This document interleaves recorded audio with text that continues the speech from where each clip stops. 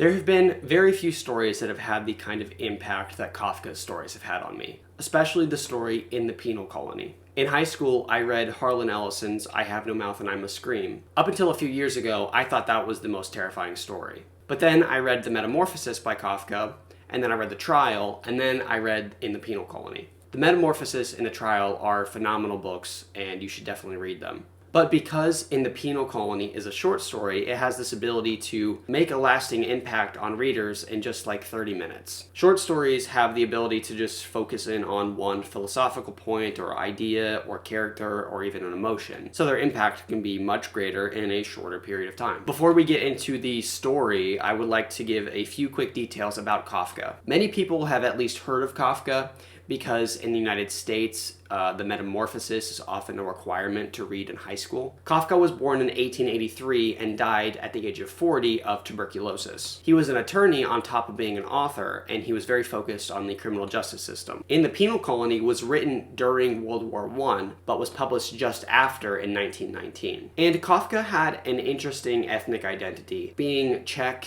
German, and Jewish. Before we get into the story, I just want to say thank you for watching, and hopefully you enjoy this story as much as I do.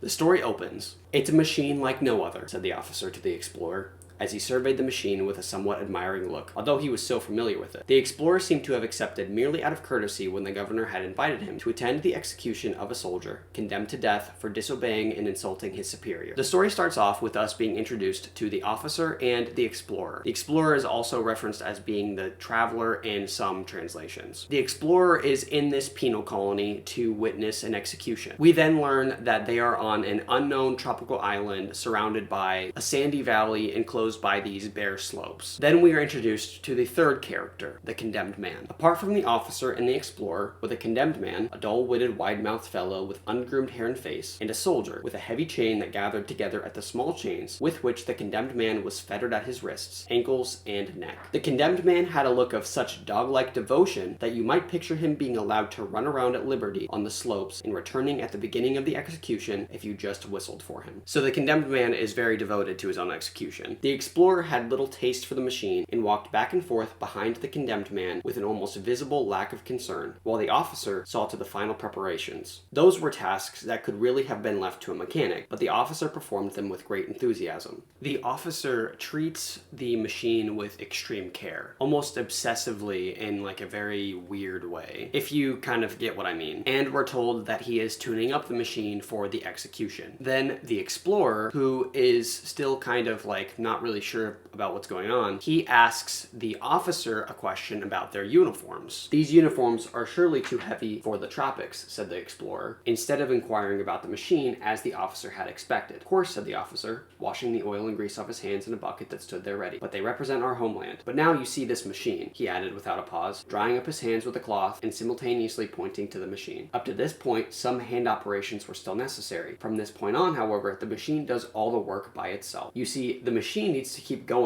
for 12 hours uninterruptedly, but if disorders do occur, they will be very minor and will be cleared away at once. "I don't know," said the officer, "whether the governor has already explained the machine to you." The explorer made a vague sign with his hand. The officer asked for nothing better, for now he could explain the machine himself. "This machine," he said, grasping a cranking rod on which he supported himself, "is an invention of our previous governor. I participated in the very first experiments and took part in all other developments until it was perfected. Of course, the credit for the invention is due to him alone. Have you heard about our previous governor? No?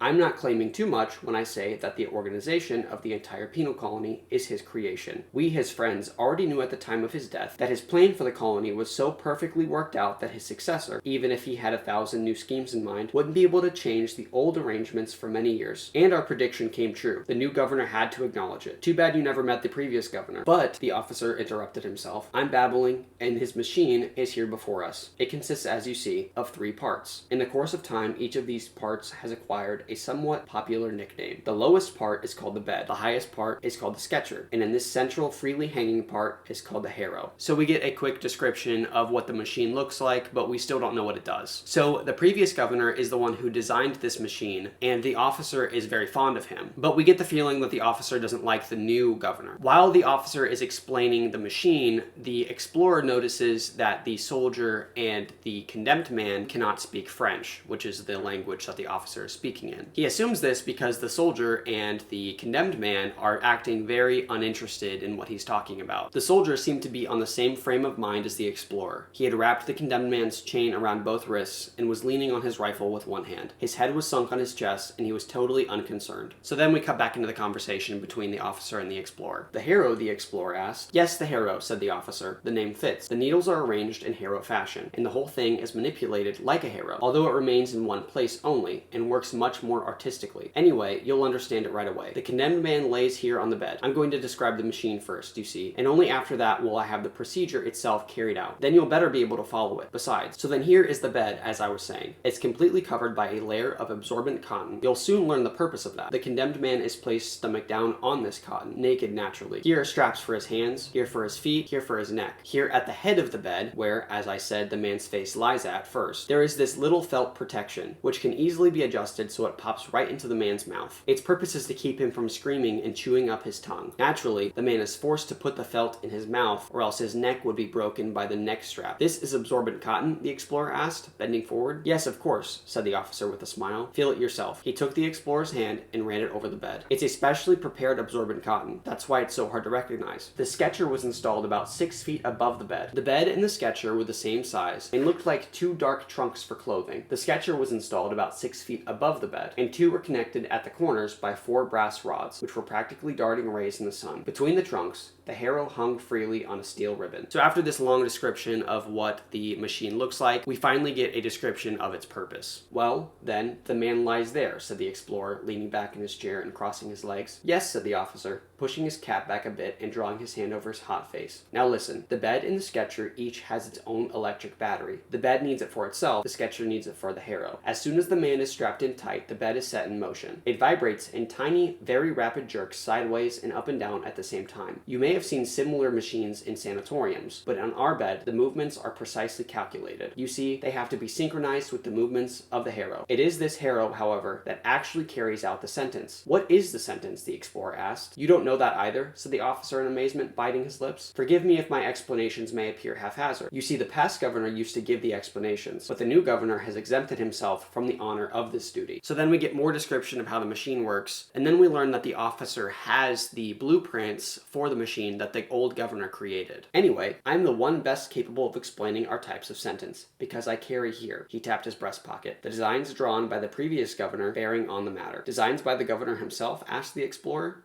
Was he a combination of everything then? Was he a soldier, judge, engineer, chemist, and designer? "Yes, indeed," said the officer, nodding, his gaze fixed and meditative. Then he pulled out a little leather wallet, saying, "Our sentence isn't severe. The regulation that the condemned man has broken is written on his body with the harrow. This condemned man, for example," the officer pointed to the man, "will have 'Honor your superior' written on his body." The explorer had wanted to ask this and that, but now looking at the man, he merely asked, "Does he know his sentence?" "No," said the officer, and wanted to continue his exposition at once. But the explorer interrupted him again. "He doesn't know his own sentence?" "No," said the officer again, then stopped for a short moment as if desiring the explorer to offer some substantial reason for his question, and then said, "It would be pointless to inform him of it. After all, he'll learn it on his body." "But he does at least know, doesn't he, that he has been condemned?" "Not that either," said the officer, and smiled at the explorer, as if he were still expecting a few more peculiar utterances from him. "And so even now the man still doesn't know how his defense was received?" "He had no opportunity to defend himself," said the officer, looking off to the side,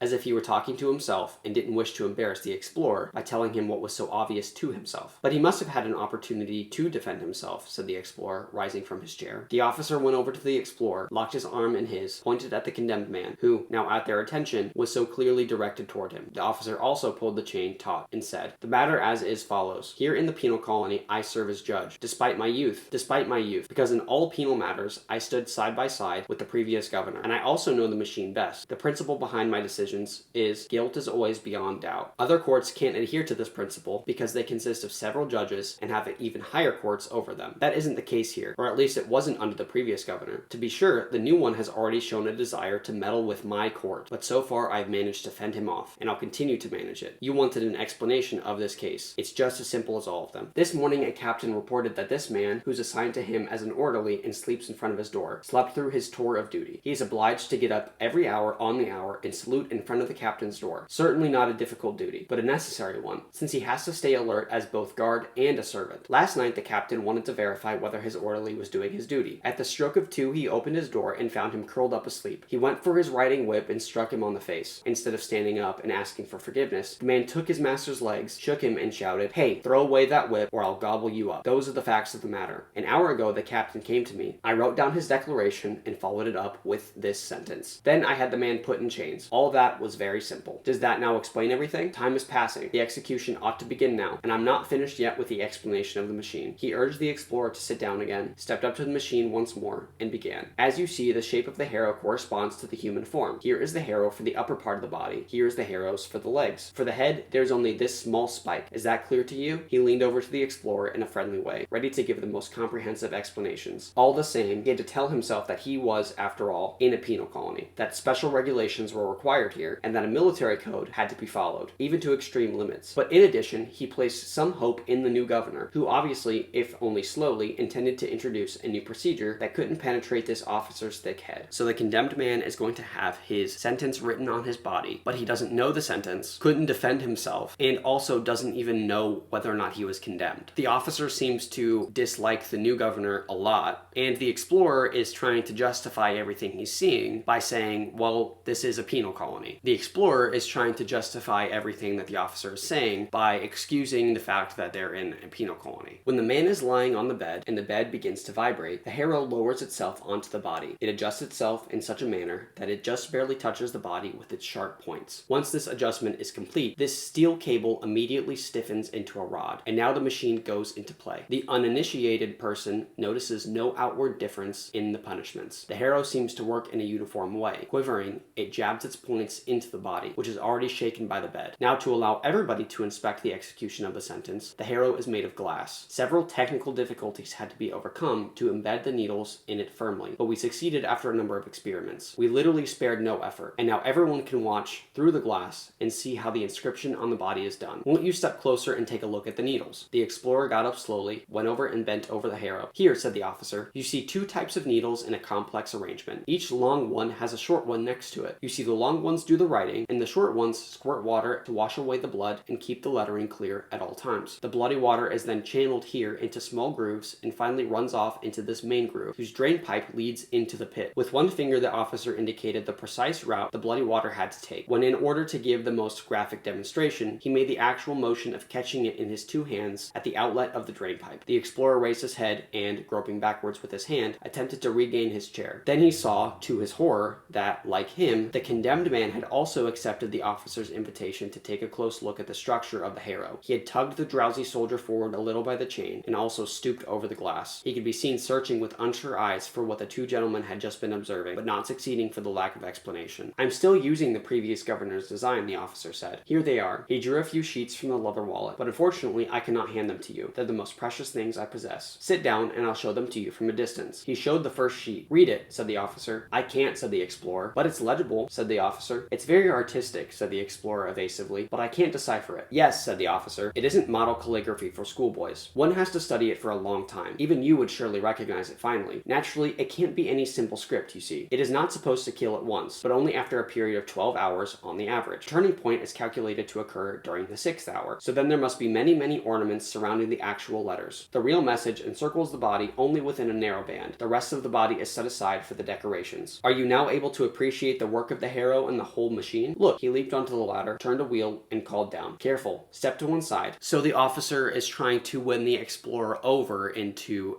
accepting that this machine is an acceptable form of punishment. Do you understand the process? The harrow begins to write. When it is finished with the first draft of the lettering on the man's back, the layer of absorbent cotton rolls and turns the body slowly onto its side and give the harrow additional space. Meanwhile, the areas that are pierced by the writing press against the cotton.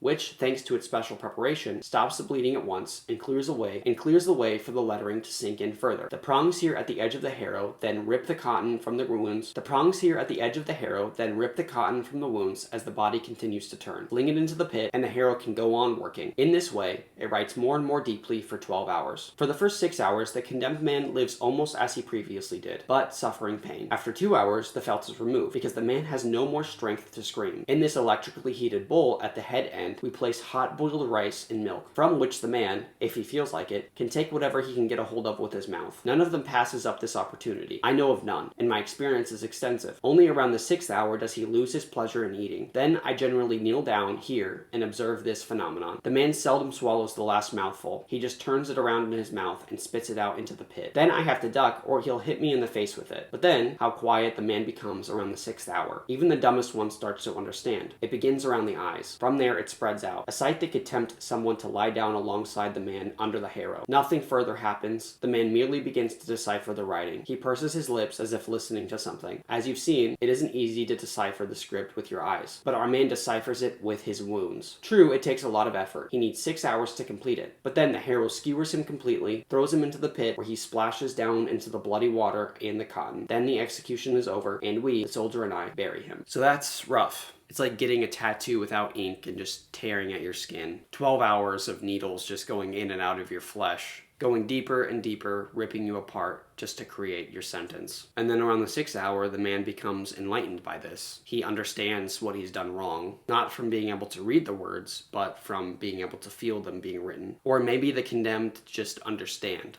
The explorer had inclined his ear toward the officer and, his hands in his jacket pockets, was watching the machine run. The condemned man was watching too, but without understanding. He was stooping a little and following the moving needles, when the soldier, at the sign of the officer, cut through his shirt and trousers in the back with a knife, so that they fell off the condemned man. He wanted to make a grab for the falling garments in order to hide his nakedness, but the soldier lifted him up in the air and shook the last scraps off of him. The officer turned off the machine, and in the silence that ensued, the condemned man was placed under the harrow. His chains were removed and replaced by the fastened straps. At the first moment, this seemed to be almost a relief for the condemned man. And now the harrow lowered itself a little more, because he was a thin man. When the points touched him, a shudder ran over his skin. And then the officer explains that the old governor had a fund that the officer had access to repair the machine. But the new governor doesn't have that fund anymore, so he's constantly having to make repairs on the machine. As they are putting the man on the machine, the explorer is starting to get uncomfortable with what he's seeing. But he convinces himself that there's nothing that he can do. If he wished to condemn the execution or even prevent it,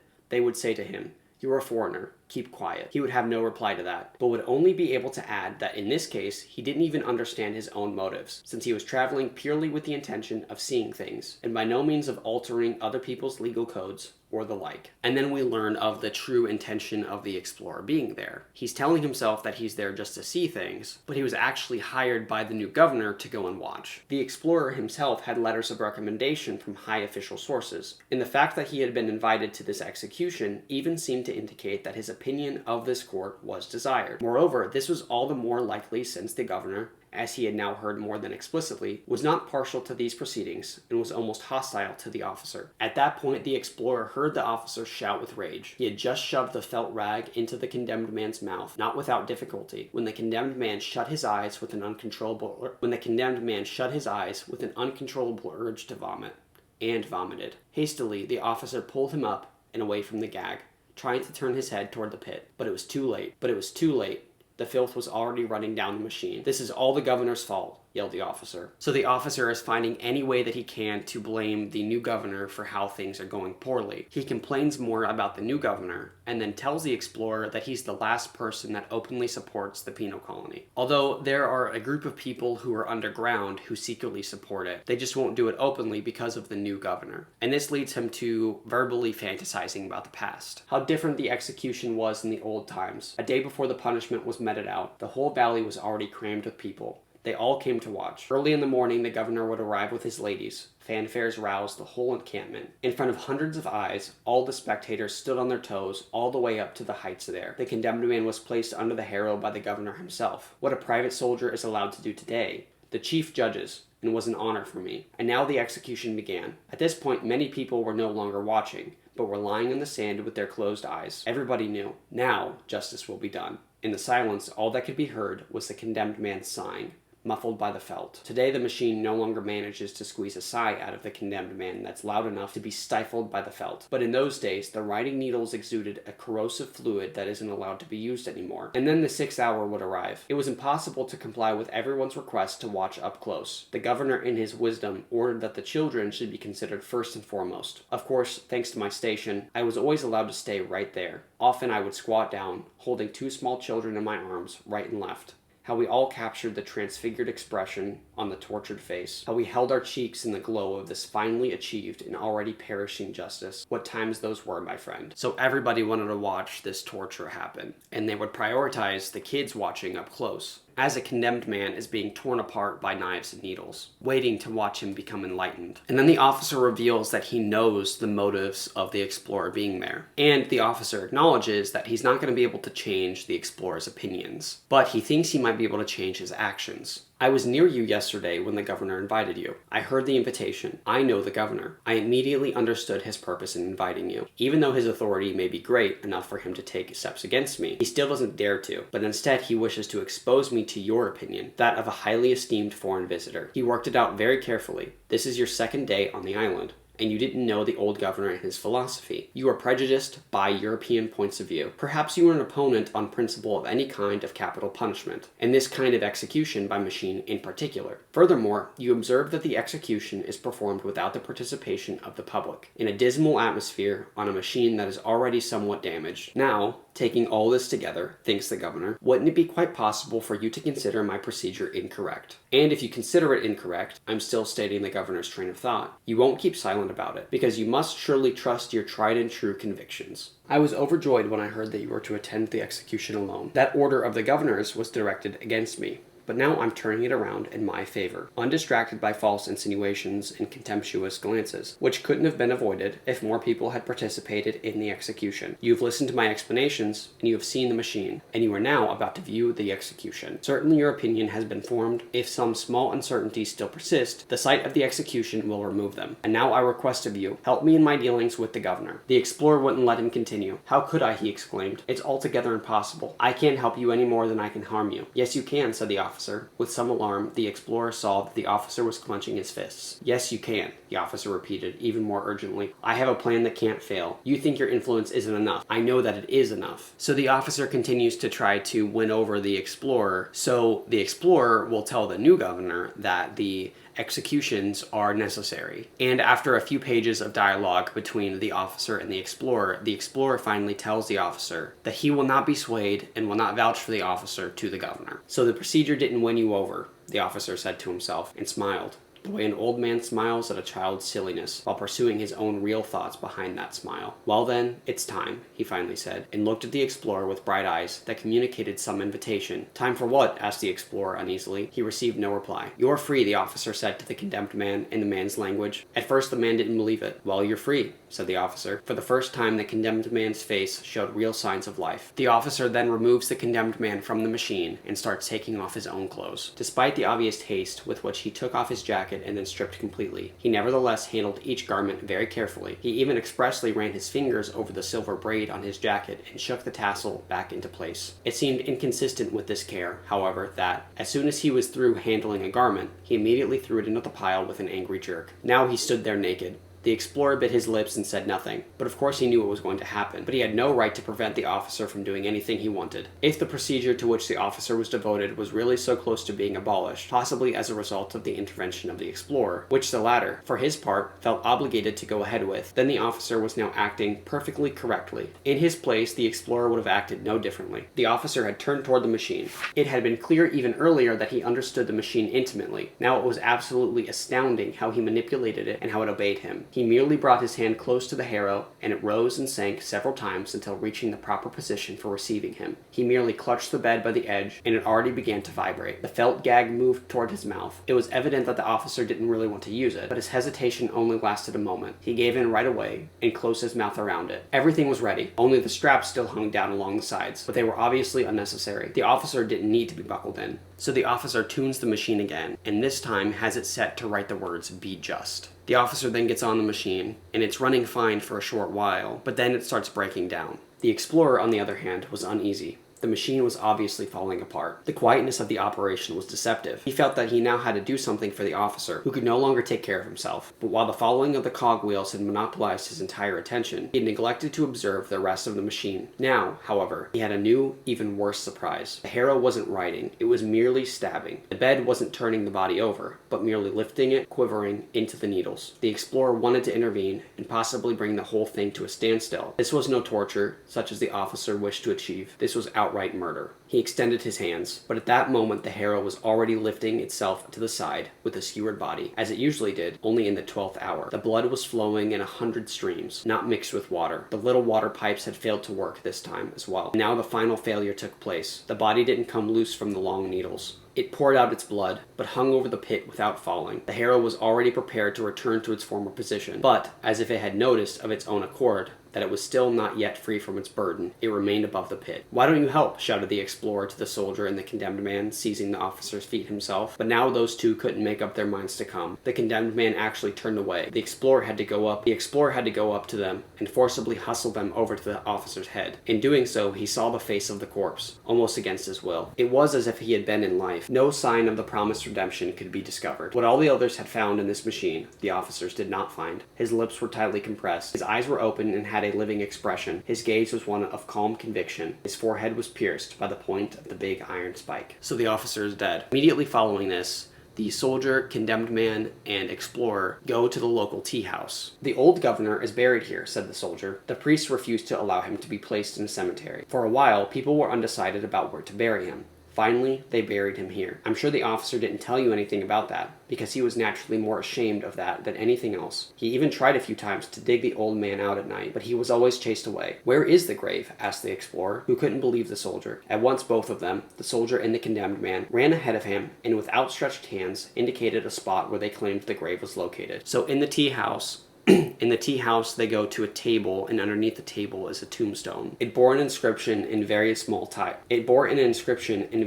letters. The explorer had to kneel to read it. It said, "Here lies the old governor. His followers, who may not now reveal their names, dug this grave for him and erected the stone. There exists a prophecy that after a certain number of years, the governor will rise again and will lead his followers out of this house to reconquer the colony. Believe and wait." When the explorer had read this and stood up, he saw the men standing around him and smiling, as if they all had read the inscription along with him, had found it ludicrous, and were inviting him to share their opinion. The explorer acted as if he didn't notice this, distributed a few coins among them, waited until the table was pushed back over the grave, left the tea house, and went down to the harbor. The explorer was still only halfway down the long flight of stairs that led to the boats when he saw they were running towards him. They probably wanted to force the explorer to take them along at the last moment. While the explorer, down below, was negotiating with a boatman to row him over to the steamer, those two dashed furiously down the steps, silently, because they didn't dare shout. But when they arrived down below, the explorer was already in the boat, which the boatman was just shoving off from the shore. They might still have been able to jump onto the boat, but the explorer picked up a heavy knotted hawser from the floor, threatened them with it, and thus prevented them from jumping. So then the book ends with the explorer escaping the colony without ever having to confront the new governor, leaving behind the soldier and the condemned man. It's a dark story. The officer had devoted his entire life to the old governor and the old governor's ways of punishing. He was obsessed with the machine. And then when he wants to become the enlightened one, by having the word "be just" written upon him, instead it just rips him apart and then skewers his head. He's thrown into a pile where the other bodies would lay, but he never reached the enlightenment that the others had. There are two different interpretations of the story that I'm going to go over. The first is the literal interpretation. It's about how authoritarianism is unjust but disguises itself as justice. This is the most obvious interpretation, but that doesn't diminish Kafka's intent, given Kafka's experience in law and living through World War I. And by judging from some of his works, I would think that he at least saw some of the horrors of bureaucracy. The first point is that the condemned man has been demoralized by this system to the point that he's devoted to his own execution. He's blinded by his demise for the sake of some false justice. What's interesting is that the colony is on an island, apart from the rest of civilization, so the condemned man doesn't even know what could be just. He just knows what he's told is just. So it makes me wonder, how would we know what is just when we are in a system like the condemned man? Is it through some form of exposure to true justice? Obviously obviously there are some things that we innately know are unjust. But what about things that are abstract and difficult to quantify? It's obvious that very immoral things should be punished. For instance, do not murder is an easy law to state. But what about a law around not riding your bicycle on a sidewalk? First, if it's not explicitly stated that you can't ride your bike on the sidewalk, can it justly be punished? But secondly, is it something even worth punishing? And who decides what type of punishment is just for breaking the law of riding your bike on the sidewalk? Justice is a good thing, but people who propagate justice can easily slip into becoming the officer tuning up the machine, romanticizing punishment instead of actually having justice be enacted. And the thing is that justice doesn't even exist in this story. The officer acts as judge, jury, and executioner, and his pride is masqueraded as a loyalty to tradition. This prompts me to ask where we might be blinded by our loyalties, either as the officer or as the condemned man.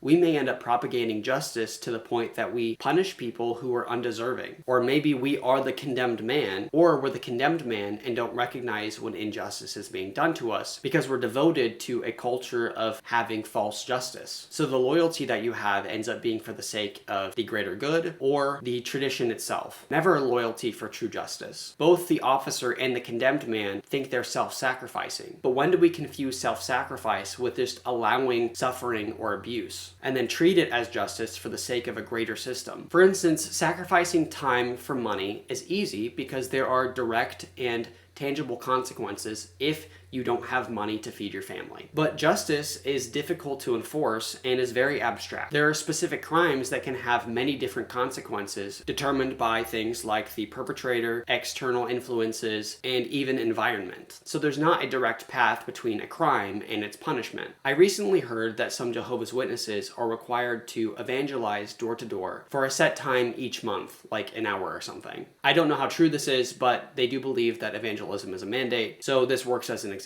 So in this case, these churches make it law that followers must sacrifice their time for an abstract ideal. And if they don't sacrifice this time, there may be eternal consequences, something else that's abstract, and likely not very clear as to its burden on the individual. So, are Jehovah's Witnesses sacrificing for the church, for non-members, or for themselves? Unfortunately, this is a problem of intent, so it's impossible to know from person to person. But it raises a question as to how we should perceive sacrifice. Are Jehovah's Witnesses sacrificial because they spend the time that the church requires of them? In the same vein, should we view politicians or religious leaders as being sacrificial because they serve the public? I'm not really sure. Time is a sacrifice, and religious leaders and politicians do sacrifice time. But again, we don't know the intent of their sacrifice. Some of them we do, and we can immediately identify them as being frauds. But in the example of politicians and religious leaders, they also need other people to make sacrifices for them to have a position. And we must remember that from the perspective of the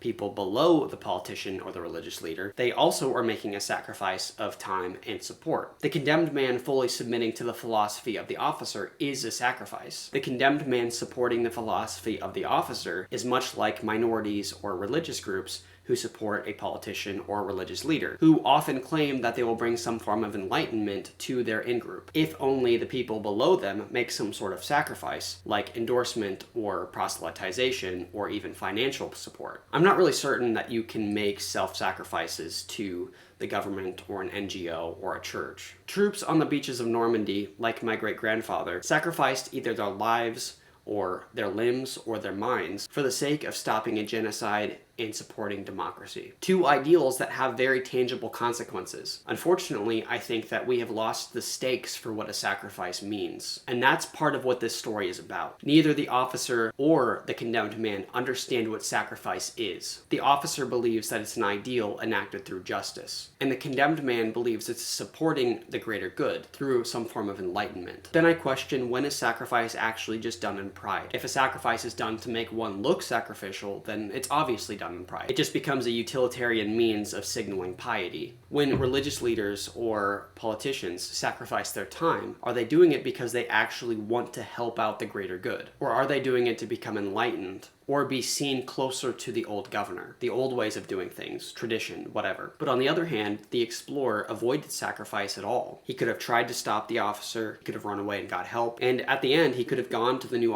and in the end, he could have gone to the new governor and confront him. He acts non-confrontational with the officer until the officer tells him that he knows why he's there. But he doesn't do that, he just escapes instead. He values his own well-being over others, so he chooses to leave entirely. Which I think is Kafka's way of saying that sacrifice is a good thing, and that we shouldn't avoid sacrificing just because some people do it for their own gain. And even though authoritarianism or any other system of governance may be corrupt and have a false sense of justice, that doesn't mean we are above sacrifice. The second interpretation that I find fascinating is it being a biblical allegory. Yes, Christians are very quick to point out when something narratively resembles a story in the Bible, but many literary critics are divided on this, and a lot of them don't have any issue with it being biblical allegory. The condemned man represents humanity. The condemned man represents humanity, condemned for falling asleep, something he has no control over, and punished without knowing his crime, which seems to be a metaphor for original sin. The old governor, whose purpose is to enact righteous judgment, symbolizes the old covenant or the God of the Old Testament, while the new governor represents the new covenant, aiming to remove the authoritarianism of the old. A scene of glaring contrast is when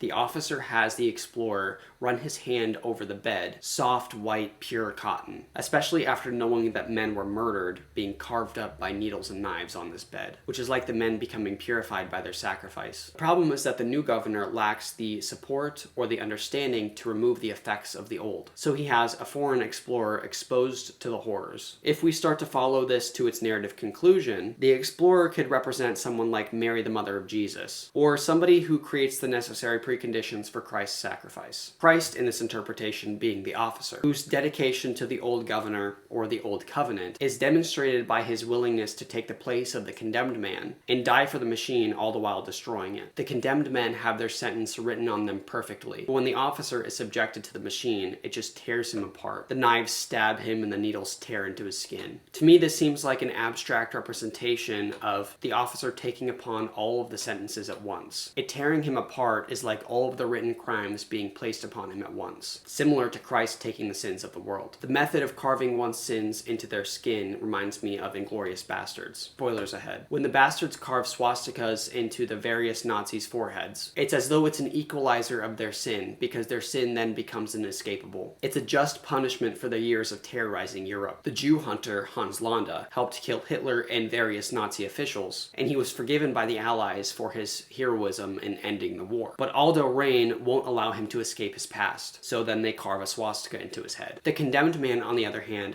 has his sin carved into his back, apart from his own understanding, not knowing his crime. And then he was meant to be stabbed in the head by the machine and his body discarded after 12 hours of being forced onto this bed for a crime he didn't know about, didn't commit, and the sentence of which is it being written in your own blood, just so that you may become enlightened to justice. What's particularly eerie about this story, unlike other sci-fi horror stories that I've read, is that this is kind of a possible scenario. Not that I think it'll happen at all, but I assume that we have the technology to create a machine like this. When this was published in 1919, this was like speculative sci-fi, but now it feels disturbingly plausible. And again, I don't think it's going to happen, but the thought of it being a possibility is pretty terrifying. This story is dark and it has some very interesting philosophical ideas that it imposes. I hope you enjoyed my overview of the story and you enjoyed the interpretations that I've been reading through and developing on my own. Let me know in the comments if you're interested in this kind of content, and I can't thank you enough for taking the time to watch this. Like and subscribe.